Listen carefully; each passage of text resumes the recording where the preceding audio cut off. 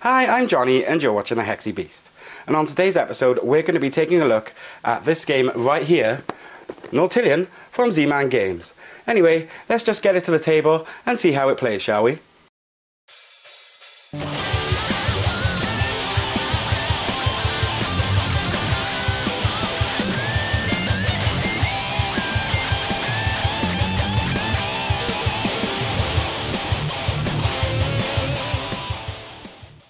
So this is Nautilion.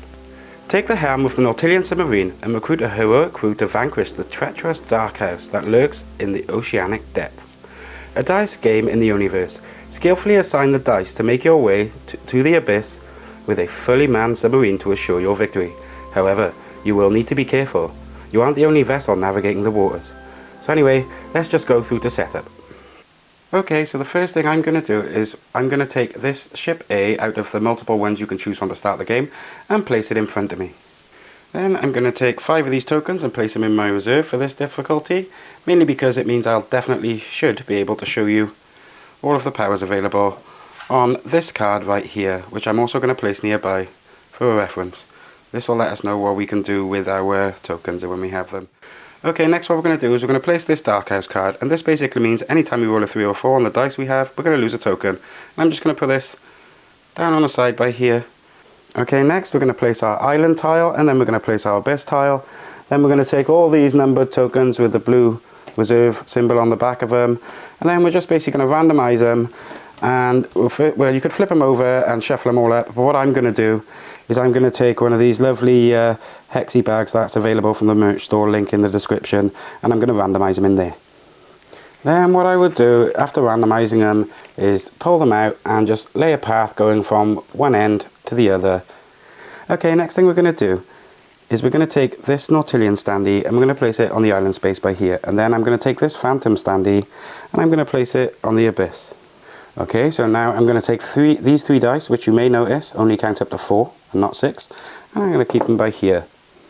Okay, so the goal in Nautilion is for us to get this with a full crew all the way down to this abyss space before this Phantom guy reaches our island. And in order to build crew, what we've got to do is roll these dice, and then the first thing we're going to do is pick one to go on the Dark House, then we're going to pick one to give to the Phantom, and then after that we get to take one ourselves. And that means that basically the pips on the dice basically represent the amount of tiles we move over, and then we either pick up or convert to a reserve token one of the ones we land on. Okay, so now let's roll the dice for the first turn. And we've got a 3, a 2 and a 1. And the first thing I'm going to do is make sure that I don't give this 3 to the Dark House, because it'll mean we'll lose one of our reserve tokens. So let's just give the Dark House this 2. Then what I'm going to do is I'm going to give this 1 to the Phantom. So let's give him that. That allows him to move 1 tile, and that means he's going to land on this 7 by here, which is then just going to get discarded from the game. And that basically means that we just got this 3 left that I'm going to give to myself, which is basically going to make me go 1, 2, 3, and then I'm going to land on this 8, which basically means I'm going to pick it up and add it to my crew. So let's show you that now. Okay, so because I picked up this number 8 token, what I can do is I can place him by here, and that means he is now a member of my crew and we are 1 step closer to winning the game. Bear in mind now that because we've placed him, it means that the next crew member we need to get either has to be a 7, a 5 or a 9. So let's get on with our next turn. Okay, so first thing we do is we roll the dice. Okay, so we've rolled a 2 and a 3, and I think the first thing I'm going to do is I'm going to take this 2 and give it to the Dark House by here. And then I'm going to give this 2 by here to the Phantom, which means it's going to go 1, 2 and discard this one. Which basically leaves me with this 3, which means I'm going to go 1, 2, 3, meaning I'm going to claim this 6 and make it part of my crew. But you may notice there's a problem. We can't actually place the 6 yet because it's not connected with one of these tunnels. So what we're going to do is we're actually going to convert it into reserve tokens. So now we have 6 of these. Now we're going to roll some more dice. So what I'm going to do is I'm actually going to give the 2 to the Dark House, and I'm going to give this 1 to the Phantom. So Phantom is going to move 1 space and discard this 6. Which then leaves me with this 1, which is going to allow me to claim this 9, which is one I can actually place. So let's do that now. And I'm just going to place this on number 9 like so, meaning we can now get 4, 5 and 7. So we're just going to roll the dice again. Okay, so the first thing I'm going to do is I'm going to take this 2 and give it to the dark house. And then what I'm going to do is I am going to take this 4 and give it to the phantom. So that's the 4 for the phantom. That makes it go 1, 2, 3, 4, getting rid of this 1 in the corner by here.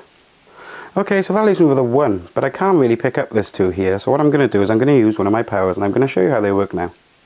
And the power I'm going to use this turn is called Aquatic Translation, and that means I get to choose 2 tokens on the path and swap them. So let's do that now. That's also going to cost me 2 of my reserve tokens. And looking at the board right now, I think I'm going to swap this 2 for this 7 because we could use that. So let's do that. Okay, so I'm going to move 1 space on and collect the 7. So let's go place him on our crew board now. So that's number 7, and also don't forget we lost 2 of these tokens for actually activating the power.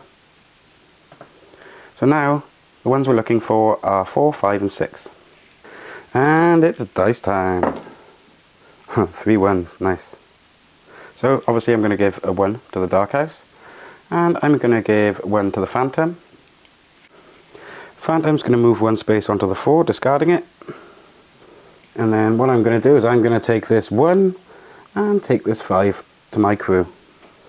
Okay, and that's my 5, all placed nicely there.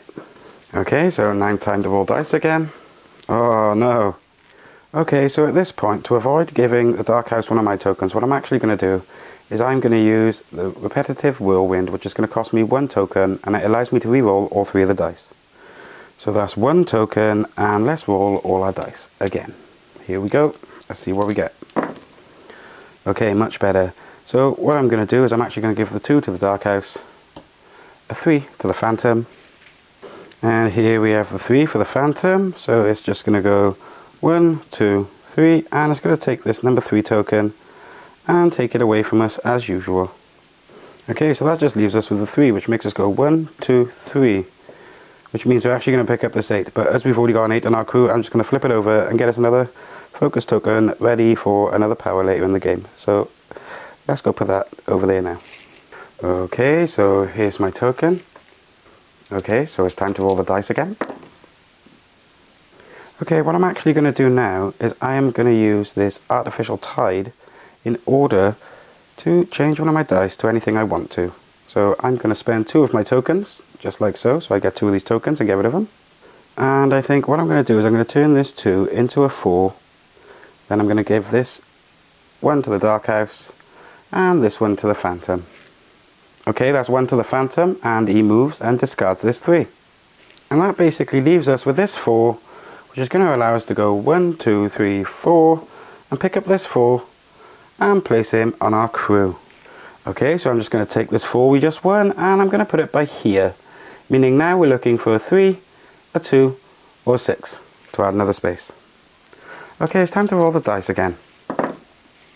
Ouch, so it looks like the best I can do is give the 1 to the dark house, and then what I'm going to do is I'm going to give a 3 to the phantom. So that's 1, 2, 3 for the phantom, getting rid of this 4. And then there's also this 3 for myself, so I'm going to place that down by here, and I'm going to go 1, 2, 3, getting this 9, which we actually can't have, but I think the conversion into this token might actually be very useful for us, so I'm going to keep hold of it anyway. Okay, so we're just going to roll the dice again, and we've got a 1, a 1, and a 2. So I'm going to give this 1 to the dark house, then I'm going to give this 1 here to the phantom, which means he's going to get rid of this 2.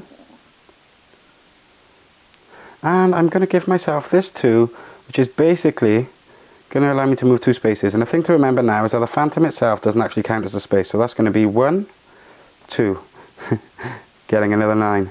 I should be keeping an eye on these. I got a feeling I'm going to lose this one. So that's just going to get converted into another token, and it's back to rolling dice. So what I'm going to do first, I'm going to give this 1 to the dark house, then I'm going to have to give this 4 to the phantom. So phantom is going to go 1, 2, 3, 4, taking this 5 away. Then what I'm going to do is I'm actually going to use 2 of my tokens again to do aquatic translation. So I'm going to take these and spend them. And that's basically going to allow me to swap some tokens. So I'm going to show you which ones I'm going to swap now. Okay, so basically I don't want this 7, and that's 4 spaces away from me, and I've got 4 on my dice. So what I'm going to do is I'm going to swap this 7 for something we do need further back on the path, which is this 6. Now, when I roll this 4, 1, 2, 3, 4, I'm going to land here, and we get to add this 6 to our crew. So we're just going to add this 6 to by here, and something I've just noticed, I'm going to show you now, is that we've actually just lost the game, as we've still got 3 tokens to fill on our cruise ship, and there's only 2 tokens ahead of us, so it's absolutely impossible that we're going to win this scenario. So now would be a good point for me to tell you exactly what I think of the game. So let's get back to the table and let's have a chat. Okay, so now that you've seen how the game is played, it's time for me to tell you what I think. And as always, the first category is aesthetics. And for this category, I've decided to give it an 8 out of 10. This is mainly because I really enjoy the art style. I think generally the Universe games have always looked very good. And there's no different here. They're just as good here as you'd expect. The reason I didn't give it a 9 was mainly because I know it is quite an abstract art style and not everybody is going to get on with it. But me, personally, I love it. And that's why I've decided to give it an 8 out of 10 for aesthetics. Okay, so that brings us on to gameplay, and in this category I've chosen to give it a 9 out of 10. I feel it was absolutely brilliant with regards to the decision space needed to actually choose from these dice. I like the fact that they only go up to 4 as well. I'm always a fan of custom dice in any game. I also thought there was a great amount of variability and challenge offered by the different ships, which all have different layouts depending on which one you use. Plus the game itself also comes with 5 additional expansions inside the base box, which means there's plenty of variety moving forward. You could do things like add reefs to the board, there's like special tokens that extend the board, there's a wizard's board, there's a board that allows you to have battles between the ships. So in general, I thought there was definitely a lot of game in the box, and for that reason I've decided to give gameplay a 9 out of 10. Okay, so that brings us on to accessibility, and I have to say that this one has also got a 9 out of 10 from me. I just felt that the overall presentation of the rules was really useful. It's not a hard game to play. Like you saw me play that base game, it really isn't that hard. It's simple, it's roll and move, but you just decide who gets to move and you always get to pick what's left over. It's a very sort of interesting twist on a roll and move game, but it's also very much a simple game to play. It's also not that expensive, so for that reason I've decided to give accessibility a 9 out of 10. Okay, so that gives Nautilion a total score of 8.7 out of 10. That's a brilliant score from me. I definitely will be playing this again. I'm going to be chucking some more of those expansions in. Feel free to let me know in the comments if you would like to see another video on this game where I do throw in the expansions. And I just want to say that I've really enjoyed it. I love that it plays in about 15 minutes. I think this is going to be one of those games I keep at my desk that I will just play while I'm editing, because I like the way that you can make the linear track in any shape that you want, and it's just nice that I can fit it around my keyboard or something. I just generally really enjoyed Nautilion, so that's why it scored so highly. I've been really enjoying it, but that brings us about to the end of the video. So if you've been enjoying what you see, or if you like the look of anything on my shelf behind me, please feel free to check out the link to Firestorm Games in my description. Also, if you've been enjoying the content, please feel free to smash that subscribe button up there and check out another one of my videos up here. Anyway, I've been Johnny, you've been watching the Hexy Beast. Thank you for watching, and most of all, stay Hexy everyone!